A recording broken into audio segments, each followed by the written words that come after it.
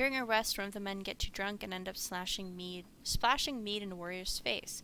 A brawl erupts, many thrown fists, and a broken bone. Later, the instigator, Ransvarter, is tossed on the ground at your feet, angry clansman looking for satisfaction. His personal defense is a little more than drooling mumbles. Coerce the public apology, tie him up until he dries out, laugh off the scuffle, encourage the others to let the issue drop. Oh, we're tying him up. Totally. Gather it from the supplies and make short work of the sot. A few onlookers throw scraps at him, but most just walk away with a laugh. At least content with some measure has been taken.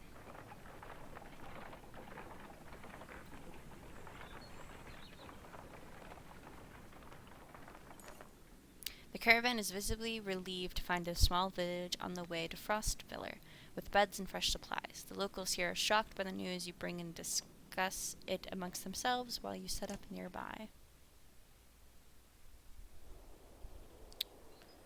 Uh-oh.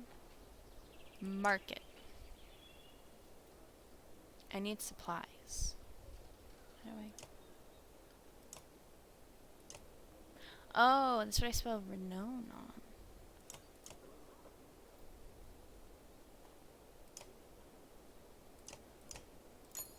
Seems reasonable.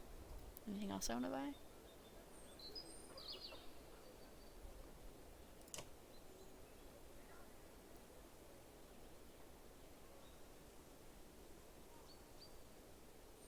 How are my heroes?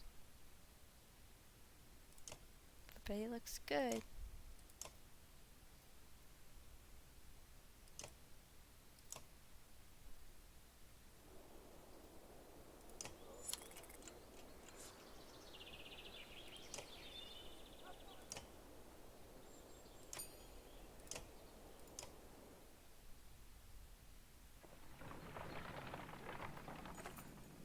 You're only just outside the village when two men in red approach. My name is Hogan, says one, gesturing to the other.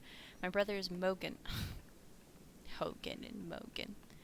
Many from the village wish to join you to Frostvelter. A third man, exuding rage, charges up to the group. Shut your mouth, Hogan, she screams. What's going on?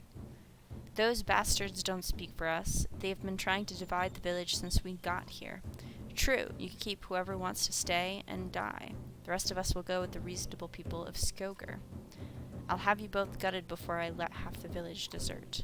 Behind the angry villager, a mob of armed thugs have appeared, all furrowed brows and nervous stares. You both know what will happen.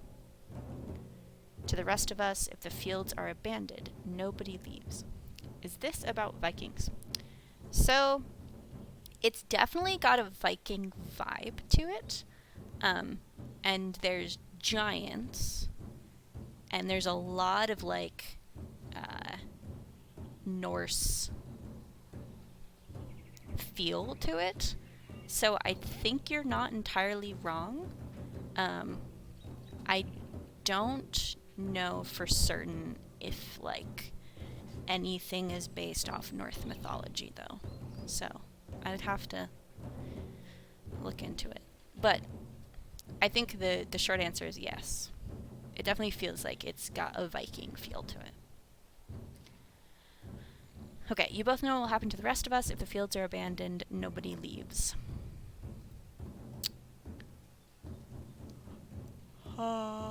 There won't be anything to tend once the dredge. Let your people decide on their own. I don't want anything to do with this. Say nothing. I don't know, I feel like it's the people who get to decide. I don't think it's this town leader who gets to decide. I don't know, I said let your people decide. We thought that's how it went ourselves. A good number told me to my face they didn't want to be beaten to death by dredge. Well, it's fair. Dredge my ass. I don't know what the scam is this time, Hogan, but you got two choices. Get back to work, or I'm finally putting you in the ground. Mogan, what do you say? Thought it was unfair that he only asked me? Mogan draws his axe slowly, followed by Hogan. Despite their confidence, the brothers are significantly outnumbered.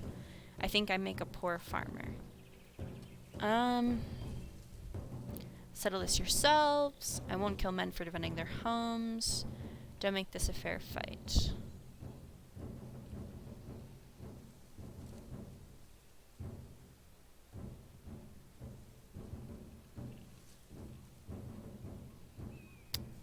Nah, I won't kill men for defending their homes. Hogan and Mogan lose some of their bravado as Ivor approaches the scene, shield raised. They drop their axes. Didn't expect that, not seeing as they fled their own town. We wouldn't survive the next winter with neglected farms. These bastards know that. We're not ungrateful. I'll have something sent to you before you go. Weird. Okay. The clansmen haul the two brothers roughly back to the village. Before you leave, a generous selection of fruits and other foods are sent to the caravan. You soon return the road, wondering how long it will be before the dredge arrive here too. Holy shit. It's a fuck ton of supplies. Alette marches quietly alongside the caravan, a little distance since leaving the village. When you stop for a rest, Oddleaf approaches you both. Alette, I have something for you. Oddleaf has gathered up the long banner from the caravan and smiles warmly as she passes it to Alette. What's this about? I was hoping you'd sew up the banner with everything that has happened since we left Skoger. Come find me another time, Rook, and we'll talk. Before you can comment, she departs. Dad, are you the chieftain now? I really don't know. Oh, then that means... You're both quiet for a moment, while Alette unfurls the banner. Oddleaf has been teaching me how to sew. She speaks pretty highly of you. Can we read the part about Mom? You nod. On the banner has been sewn the story of the families who have lived in Skoger throughout the years, just as is done on every banner in every town. I wish she was here, but I'm kind of glad she isn't. The section of banner about your family is short, but Alette has been sewing in colorful designs. Why do you say that?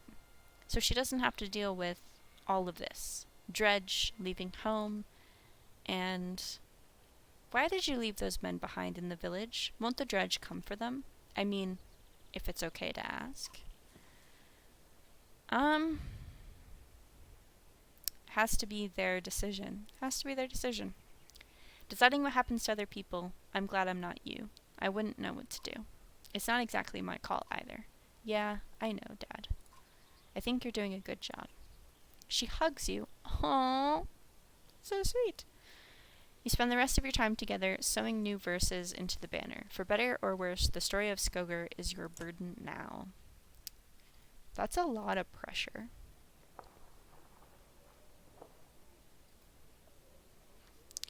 Okay, let's go talk to Oddleaf.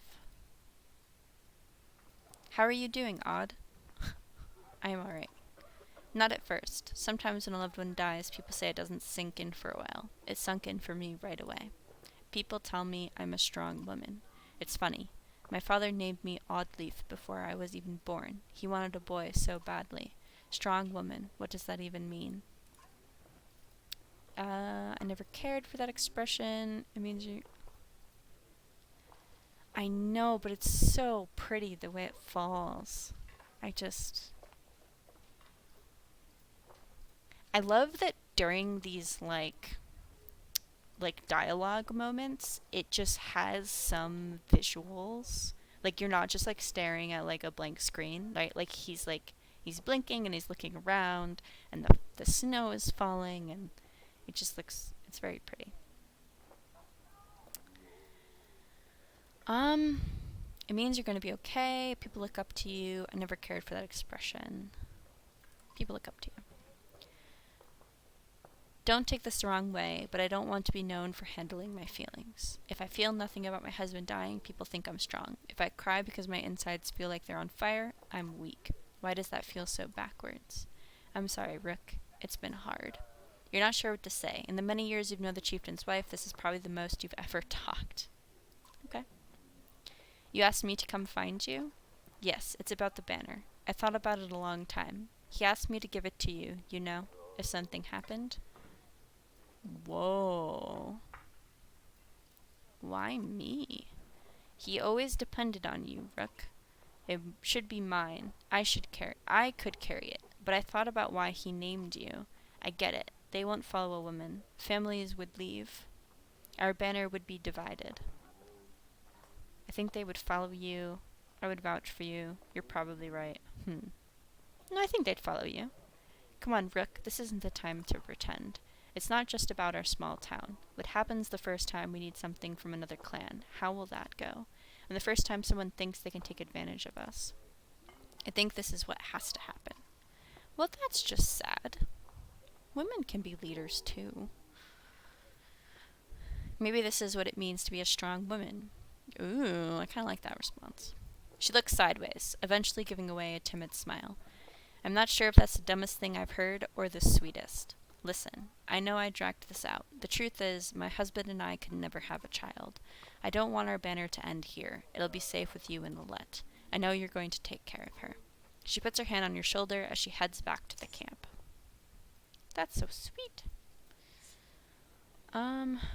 Where's my morale?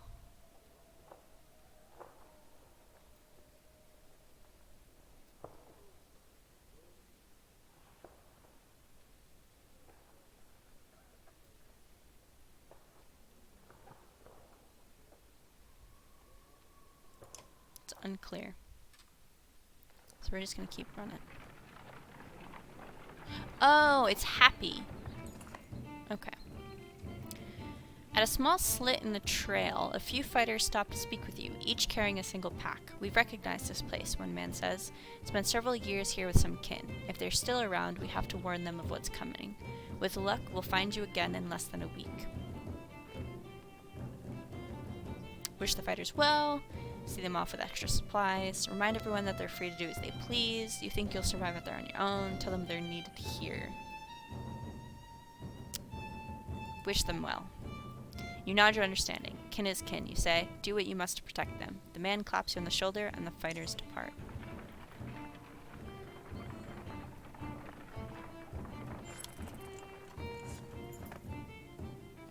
Complaints of Raf's farters, excessive drinking have resurfaced. This time the man stumbled over some tent ropes, pulled the snagged canvas through a campfire, nearly setting a supply wagon aflame. Clansmen pull out the fire on both the wagon and our dude's leg before leading him to you. Ban him from camping near others in the future. Punish him physically. This man drinks nothing but water. Our dude groggily agrees, slurring his words through promises to quit being such a nuisance. Many of the onlookers snort or roll their eyes, but go back to their business. Somehow, you doubt it'll be long before our dude manages to find another drink, whether you allow it or not.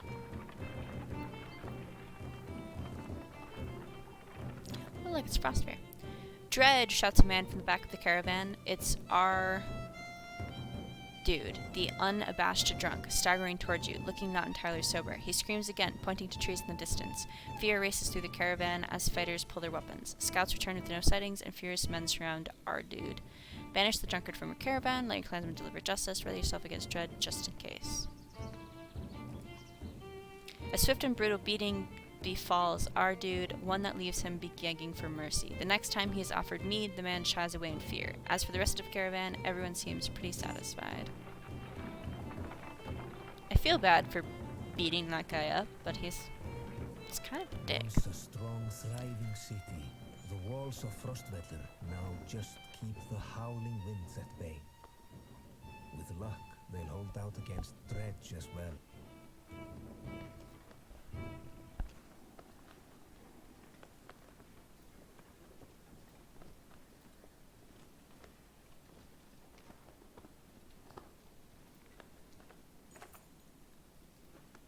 You jostle through fallow crowds of sunken faces who appear as though they've been freezing in front of Frostvellir for days. The gates are closed. You come to a stop at the bottom of the hill. Well, that's not a good sign. This is not looking good. Why are there so many people in the fields? We can't stay outside in the open like this. Oddleif finds you among the many refugees. Rook, I just talked to some of the women here. Nobody's being let into the city. Why?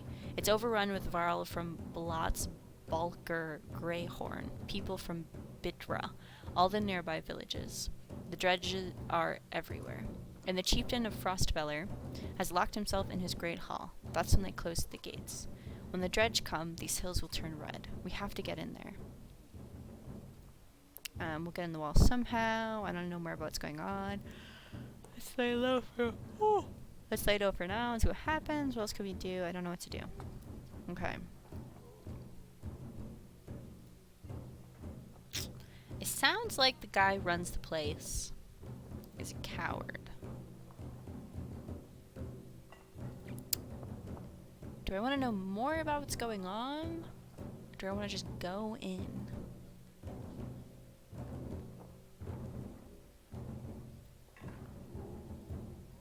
Maybe let's figure out what's going on here first. I see a lot of people gathered around the rest houses and the gates. We could find out what they know. How would we get in anyway? They closed the gate. I can get that gate open. Oh, Ever is awesome. Let's see if there's any other way before we start breaking down gates. I wasn't going to break it, just push really hard. That's hilarious.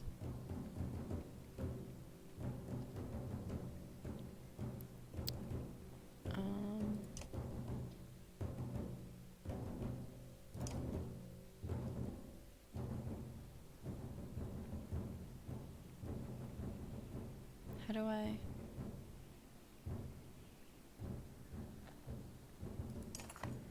You approach the gate, where hundreds of people have gathered. In the trodden, bloody space in front of the doors, several pin-cushioned bodies lie unclaimed, as though they simply belonged there.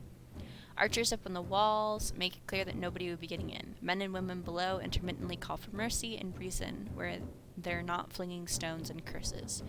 Ever, did you really expect to push these gates open? Find out more from the crowd, shout at the guards on the wall, leave the gates and try something else.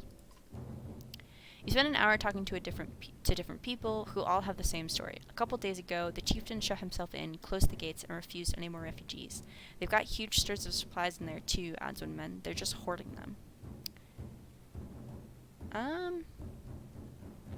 Should we try to push through? I'm willing to try, grunts Iver, despite sizing up doors that look like they could hold back an army. But when men start shooting arrows and pouring out to stop you, then you kill them, he says. You're not sure this is the most sound plan.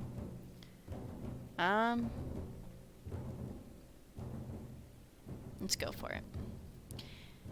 Ivor slings his shield over his back. He steps up to the gates alone. Iter is above watch, more curious than anything else.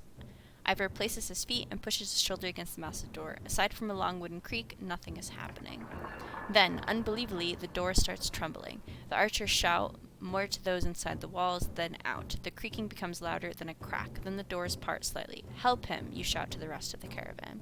When you look back again, you see that nearly everyone has thrown in to push. The gate finally succumbs under your combined effort, and you find yourself face to face with dumbfounded guards. You bark at the mob to attack. Let's attack.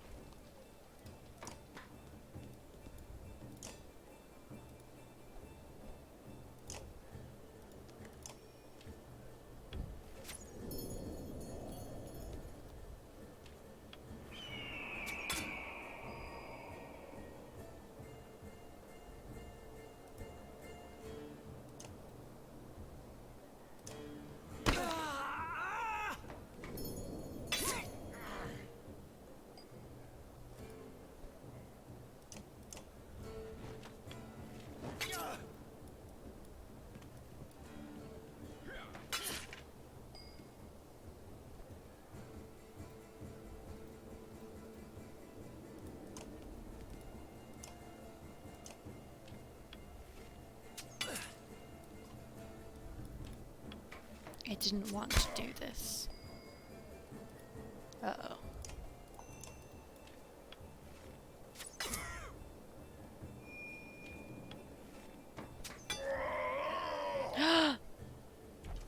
Oh god.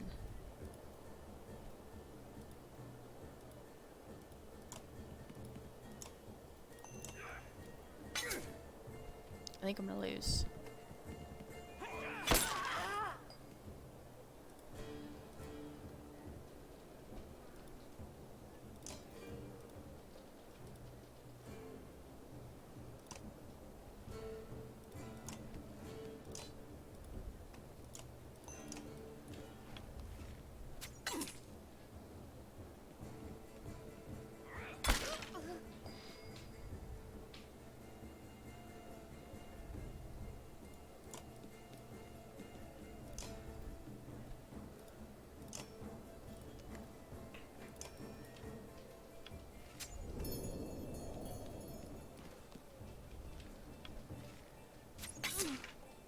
Oof.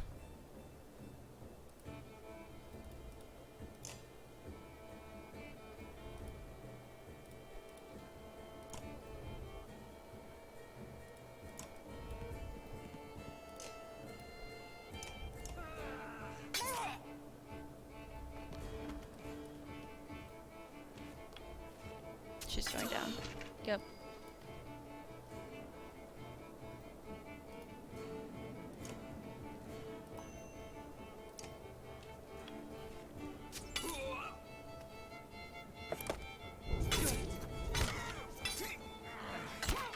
What a massive attack that dude has.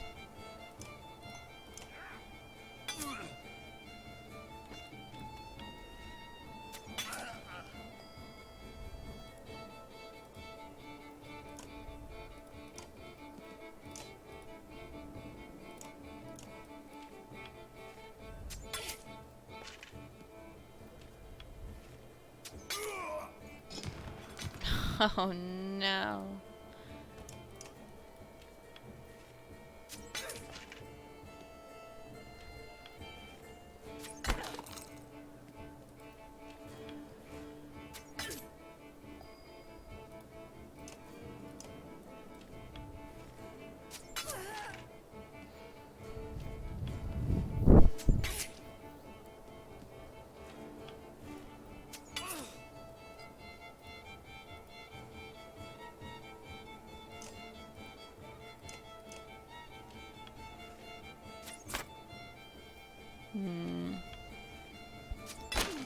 Combat's hard in this game.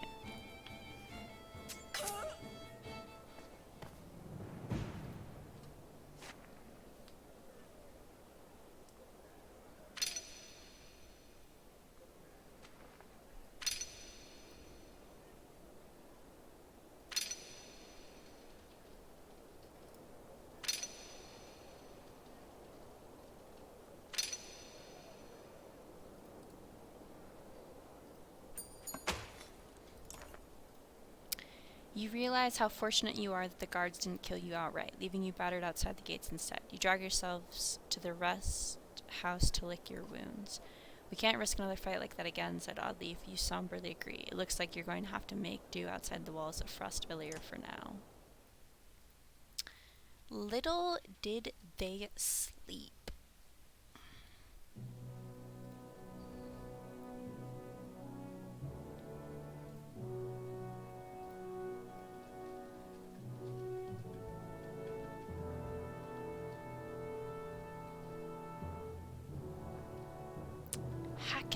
We're back. I was able to get about as many warriors from Strand as you wanted, and more weapons. Extra supplies, too. You perk up, just now realizing Mogr has been talking to you. Since Vognir died, everyone has been looking to you to make the decisions. It's exhausting. Hacken? I heard you. I was saying the Varl we sent to Strand have returned. The governor gave us most of what we wanted. Good enough. Much resistance from the governor? Some. I don't think he was happy about us buying his fighters using his own money. He also insisted we take on a lackey of his to watch over his property, a man named Eirik. Eirik. I met him. He seemed competent enough. Regardless, the governor will have to get over it unless he wants dredge crawling through his streets. We've put down every slag that has wandered through here while you were gone. Enough flapping of mouths, then. You're sure that wound has healed, Ludin? I agree. Enough has already gone wrong. If something happens to the prince on a mission of peace, the alliance would rot. Or worse. They are right, Ludin. Return to Strand. Go ahead. Ludin makes his own decisions. Vognir's dead. There's no reason to stay.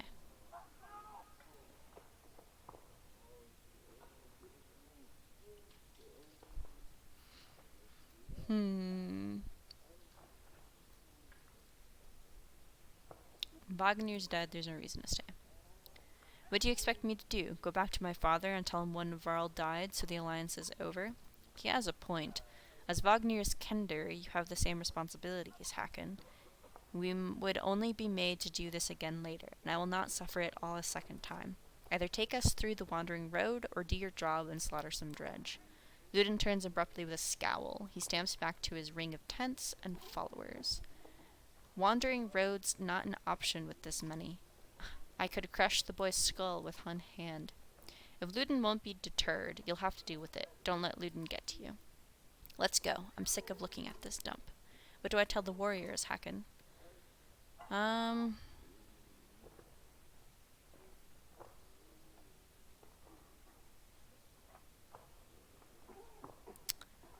them we cover the mountainside and dredge your body. Tell them we don't stop until Sklit is retaken. No more losses. Good. Give the word and we'll set off.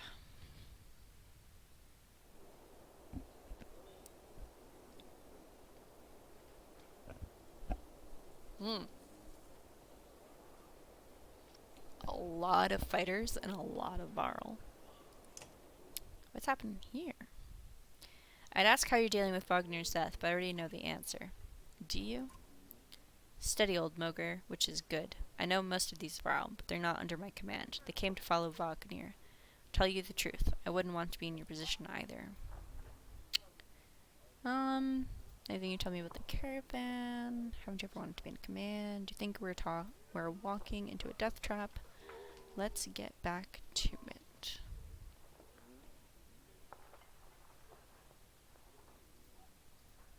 You think we're walking to a death trap? This many Varl? No, we should be alright. Things could get rough, though. I don't like being the one to send Varl to their deaths. I like worrying about myself, and that's the extent of it. Who would have expected Vognir to drop like that to a couple of slag? I'm still wondering what happened. He had hundreds of dead slag to his name. I don't get it. Just happens sometimes, no big moment. I'm sure it surprised him even more than us. Although I have to wonder. Nah, never mind. Anyway, I'll worry about the warriors. You worry about not doing something stupid. That's asking a lot.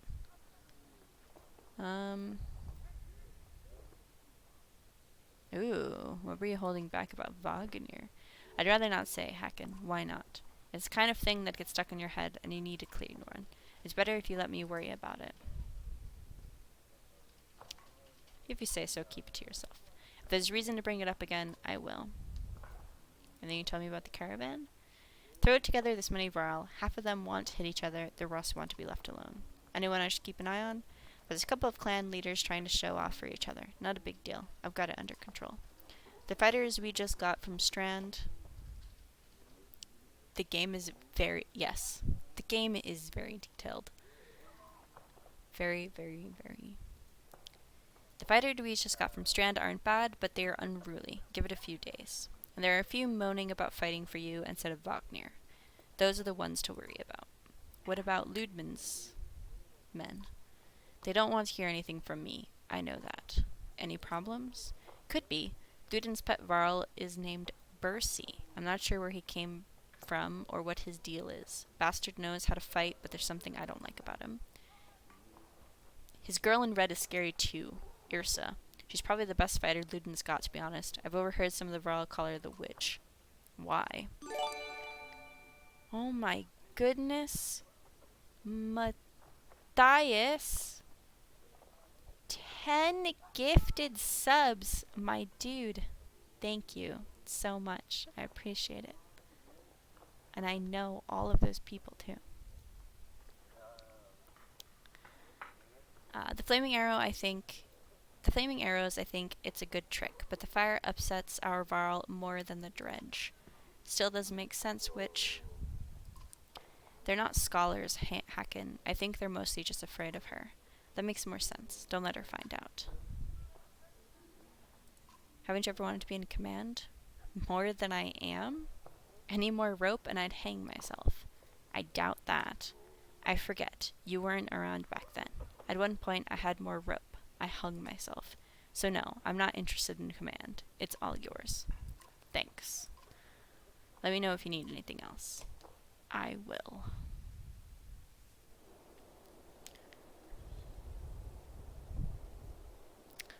Guess we talked to Udin.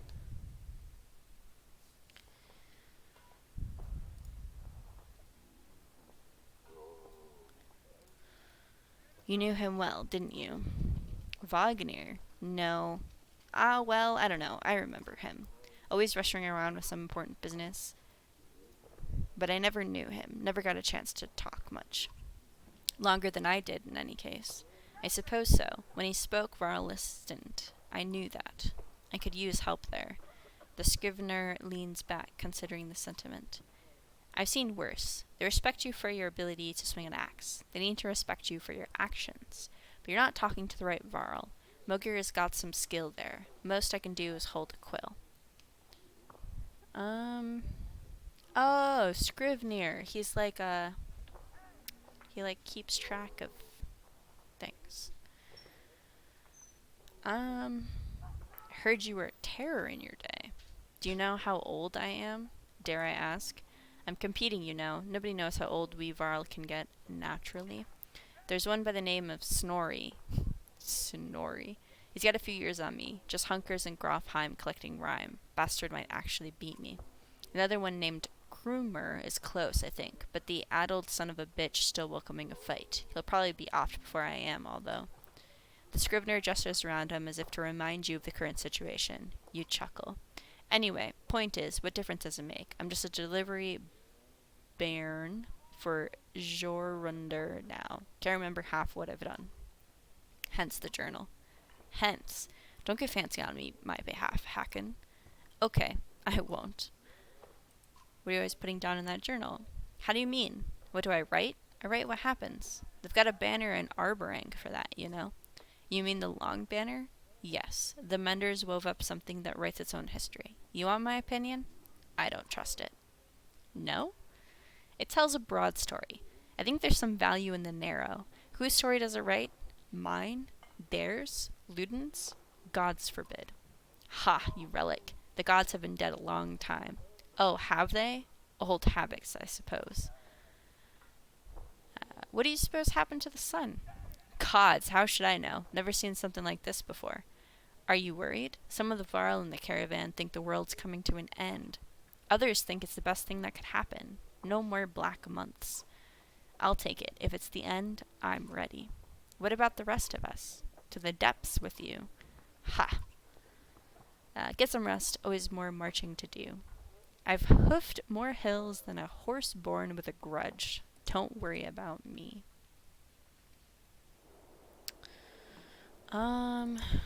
Let's see. Mogr needs a promotion. And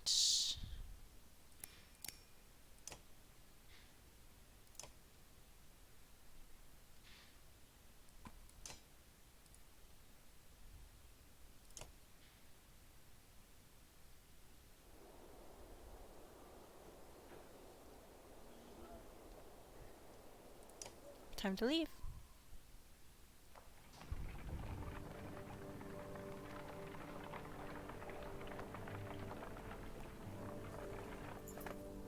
Look at that, says Mogr. In the hills, more dredge. No more than a dozen, though. We could just as easily pass by as rush up there to slaughter them.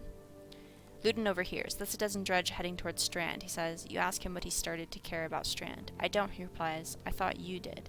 It'd be a waste of time. Mogr sent more words to it. We'll deal with it ourselves. I think it's a waste of time. If we go chasing down every pack of dredge on the horizon, we'll be out here for a year, you add. He says no more. I don't think that's worth it. Pack in. You can hear Luden's hard-booted trot as you set up camp the first day and brace yourself. Can we speak as equals? We can try. It seems clear to me you plan to kill a lot of dredge along the way. Am I right?